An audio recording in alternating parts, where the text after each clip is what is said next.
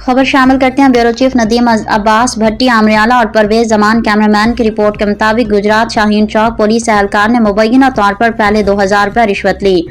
शहरी की तू तकरार के बाद कार का चालान कर दिया। नामालूम मंडी बहाउद्दीन के शहरी के थाना शाहीन के sub inspector Ansar Mahmood, traffic police sub inspector Anwar, traffic police एहलकारों, पुलिस फोर्स एहलकारों पर संगीन इल्जामात की वीडियो सोशल मीडिया पर वायरल। डीपीओ गुजरात को चाहिए कि वीडियो की शफाफ तहकीकात करवाकर मुलविस अफराद को सख्त सजा दें।